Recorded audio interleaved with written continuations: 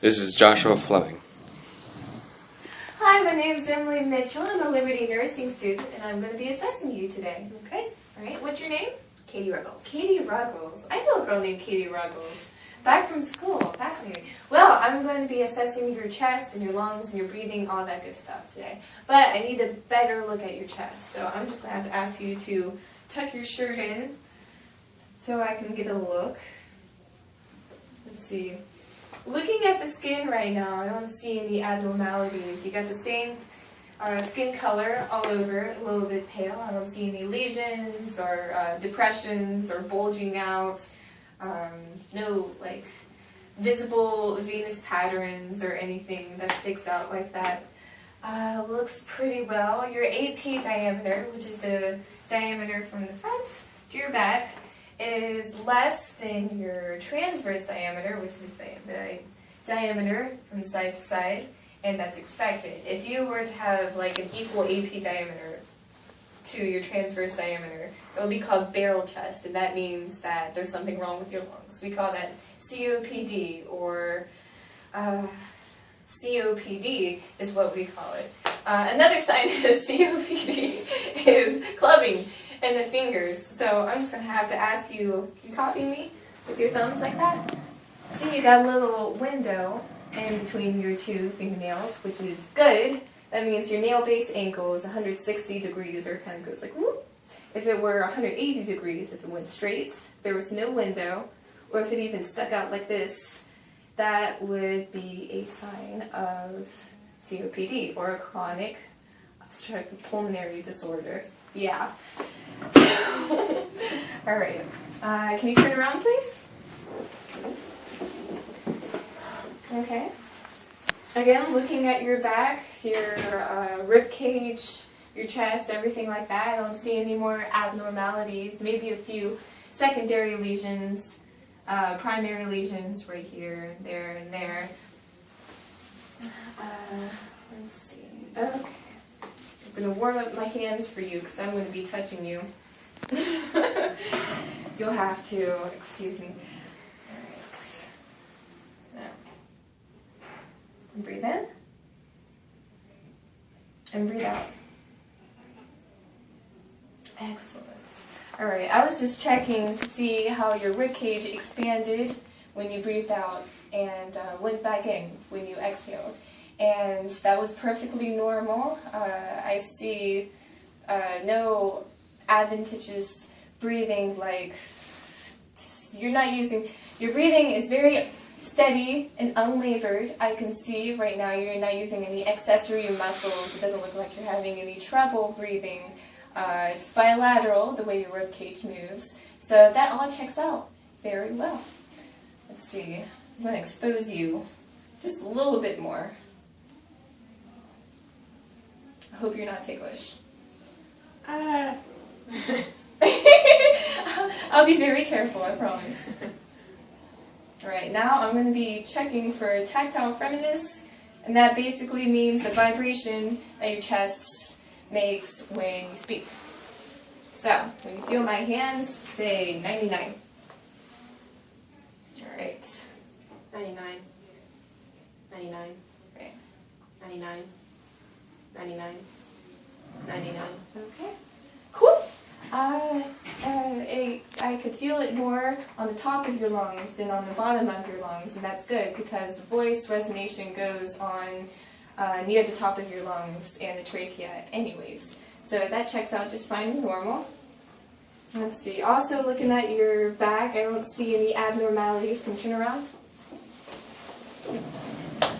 Any spinal abnormalities, which would be something like kyphosis, which means the top of your spine is curved extra like this, or lordosis, which means the bottom of your spine is curved extra like that.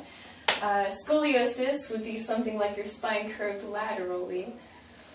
Oh, I don't see, when I was looking at your chest, I'll ask you to roll that back up again, because I'll be working more with it later.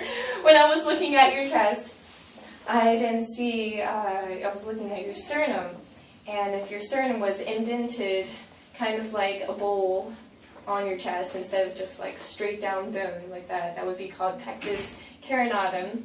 or funnel chest, I believe. You don't have that. If your sternum was kind of protruding outward like that, it would be called pigeon chest or pectus excavatum. You don't have that either, so that's all involved. Let me just kind of feel your rib cage a little bit. I don't feel any crepitus, which would just kind of be like a little crackling under palpation or when I'm touching you.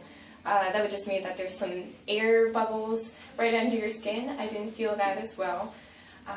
And next I'm going to be listening to your lungs a little bit. When I'm doing that, I'm going to use a few landmarks. One of which being the suprasternal notch, which is the little round depression right here, the little bony depression you feel when you use your trachea, right here. I'm going to use your angle of Louis. Not a lot of people know that one. That's the little ridge you feel between the two parts of your sternum. There's a long bone and there's a shorter bone. And then there's a little line ridge in between. That's the angle of Louis. And I'll be looking at your costal angle, which is just the angle between the two ribs when they kind of go out like that. Right above all your lower organs and everything. Excuse me. That's your costal angle, right there. Neat. Okay. Now, I'm going to be listening to you. So, turn around. You must be getting dizzy. I'm asking you to turn around, turn around, turn around. Okay. So, every time you feel my stethoscope on your chest, I'll ask you to take a deep breath in and out. Okay.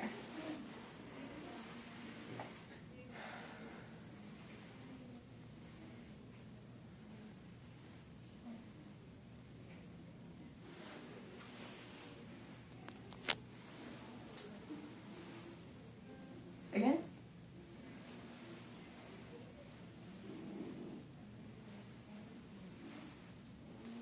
See, again. Deep breaths.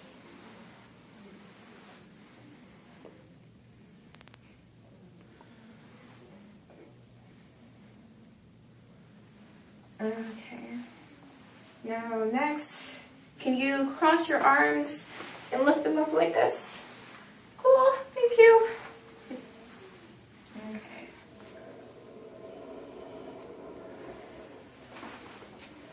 Let's see. Alright. Let's see.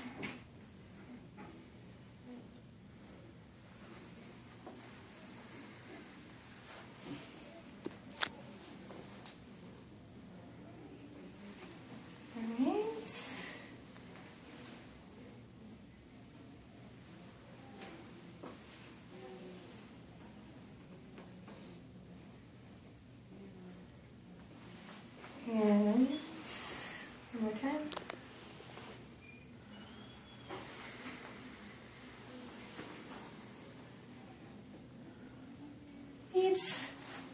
Now you can put your arms down. And actually, I just realized I can reach you right here. Hi. Okay. Deep breath. Deep breath. Deep breath.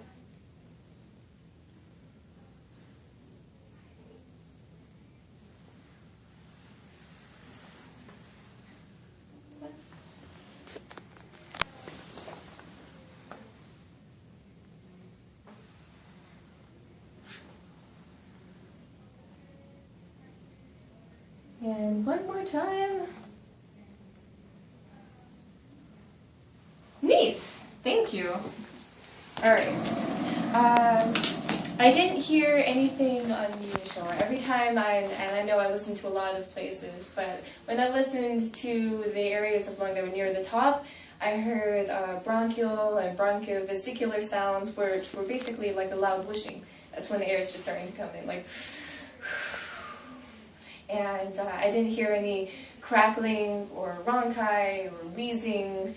or anything weird like that, which would mean that you have just mucus in your lungs, or it could mean that your bronchioles or your air tubes were constricted, anything that would block the airflow. I didn't hear any weird sounds like that.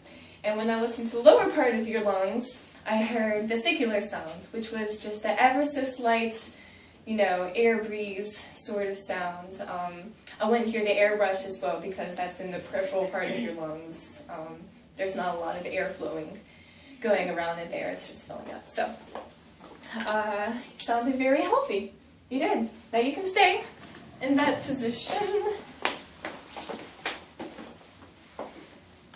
Let's see. Expose you. Alright. Now, I'm going to be percussing your chest and listening out for lung tissue and muscle. When I percuss over lung tissue, it's going to sound kind of hollow and resonant. That's when I know that I'm over the lungs. And when I'm over the muscle, it's going to sound kind of dull and not that loud, kind of low-pitched? Yeah, low-pitched. And that's when I know that I'm over muscle, or your diaphragm, the muscle that pushes your lungs up and down when you're breathing in and out. So first, I'm going to ask you to take a few breaths, and then take a deep breath in, and hold it. Okay, can you do that? Alright. Okay? Alright.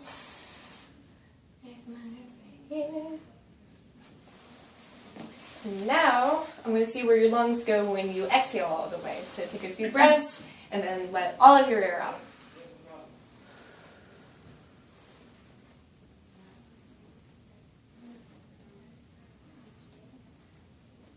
Okay. Right here. Let's see. The normal distance between those two marks that I put on your back, and I'll apologize ahead of time for that. The normal distance is 3 to 5 centimeters, and you got it right at 5 centimeters. You got nice, big, hard-working lungs. Awesome. Okay. Oh, also, sorry. Up it goes. One more thing I'm going to do before this is finished. I'm going to listen for vocal resonance. Basically, I'll be listening to your lungs as you say something, in this case 99.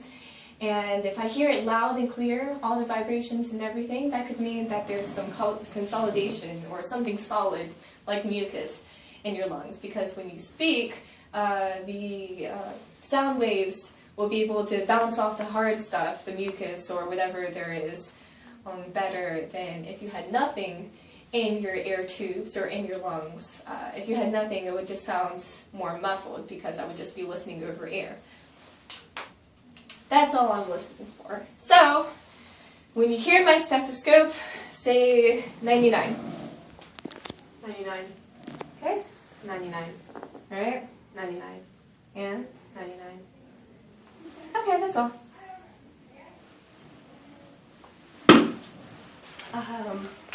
I didn't hear it really loud, it was a little muffled. You have healthy lungs. Again, if I could hear it, it would be, that term is called bronchophony. If it were really bad, then I could hear you even whisper a little bit. In fact, I'm going to try that right now, just for the heck of it. When you feel my stethoscope, whisper 1, 2, 3. 1, 2, 3. 1, 2, 3. Okay. See? If you had really bad consolidation, I would even be able to hear that while listening to your lungs, that little 1, 2, 3. And that is called whispered pectolorically. I believe so. I think that's all I have for you today. Let me face you. I hope you have a wonderful day. You too. Thank you for coming in. Thank you.